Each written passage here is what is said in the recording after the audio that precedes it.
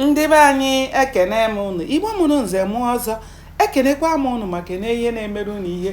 Anyị ka nọkwa n'akwụkwọ a bụ ihe onye metere. Cheta na ebe anyị kwụsịrị bụ ebe anyị kwuru na ndị obodo richara anụ ngwọngwọ ha ji isi ọnwụ ha wee laa na be ha dị iche iche, n'ihi na nkịta richara ụtara rie ji tichaa ike nọrọ dị mma ịpị ụba ụtarị abụọ. Ọ bụrụ na anyị tụkata anya ha alọtaghị taa, n'ụzọ ụtụtụ echi ezie m oji igwe ozi ọkọrọ ndị obodo ekwe ka ha gbazuo n'ama ala ukwu. Ha bịa zuchaa, anyị esi ebe ahụ họpụta ndị dimkpa ga-achọrọ ha gaa, maka o doro m anya nke ọma na ọ bụrụ na ngịga anaghị arịa ọrịa, o nweghị ihe ọ ga-anọ n'elu uko ebe ọkụ ga na-acha ya nke ọma eme. Ụdịrị ije a ha nọzi ugbu a atọghị nkịtị, n'ihi na oge ha kwesịrị ịlọghachita ala ukwu agafeela. Ha anọruola mgbe ndị nwe ha na ndị zigara ha ozi ga-eji chọrọ ha gawa ebe ezigara ha, n'ihi na ọ bụ etigbuo nwa ewu ahụ onye nwe ya. Ugbu a ndị be anyị niile, ọ dịghịzi onye bara be ya zuo ike.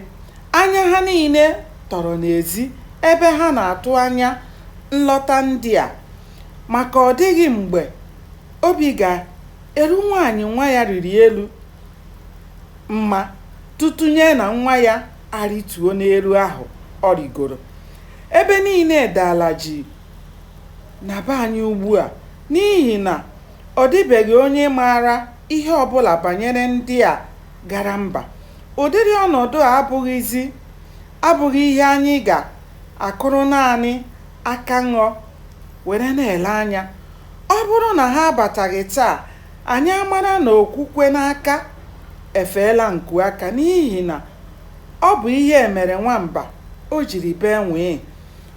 Ụzọ ụtụtụ echi anyị ahọpụta dimkpa isi kara aka ga-achọrọ ha gawa, maka eme ngwa ngwa emeghara ọdachi.